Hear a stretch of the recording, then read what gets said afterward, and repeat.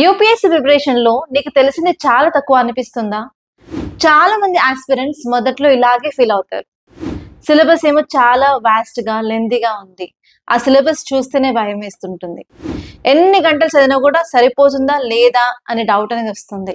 ఇంకా కొన్నిసార్లు అయితే ఈ యూపీఎస్సీ ఎగ్జామ్ ని నేను క్లియర్ చేస్తానా కాదా, నేను రైట్ పర్సనా కాదా, నేను చేసిన ఎఫర్ట్స్ అన్ని సరిపోతాయా లేదా అని మన మీద మనకి సెల్ఫ్ డౌట్ అనేది వస్తుంది.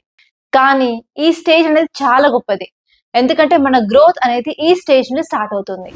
ఇలాంటి స్టేజ్ లో ఆగకూడదు. మనం స్ట్రాంగ్ గా మారాలి. ఎప్పుడైతే నువ్వు చదివింది నీకు తెలిసింది సరిపోదు అని తెలిసినప్పుడే ఇంకా ఏం నేర్చుకోవాలో అర్థమవుతుంది. ఇప్పుడు మీ ప్రిపరేషన్ స్టార్ట్ చేయాలి. రోజు టార్గెట్స్ పెట్టుకొని టార్గెట్స్ ప్రకారం daily targets, weekly targets, monthly targets చేసుకుంటూ రావాలి. అండ్ మీ యొక్క కాన్ఫిడెన్స్ ని బిల్డ్ చేసుకుంటూ రావాలి. అండ్ బేసిక్ ఫౌండేషన్ స్ట్రాంగ్ గా ఉంటే క్లియర్ గా ఉంటుంది. అలాగే ఎన్సీఆర్టీస్ చదవాలి. అండ్ పీవైక్యూస్ అంటే ప్రీవియస్ క్వశ్చన్స్ చూడాలి. అండ్ మాక్ టెస్ట్ చేయాలి. ఈ ప్రాసెస్ లో మీ నాలెడ్జ్ అనేది స్ట్రాంగ్ అవుతుంది. అలాగే కాన్ఫిడెన్స్ అనేది బిల్డ్ అవుతుంది. ఈ తక్కువ తెలిసిన స్టేజ్ నాకు అసలు ఏమీ తెలియదు అనే స్టేజ్ ని చూసి భయపడకూడదు. దీన్ని ఒక ఆపర్చునిటీ అనుకొని మీరు మీ ప్రిపరేషన్ ని స్టార్ట్ చేయండి.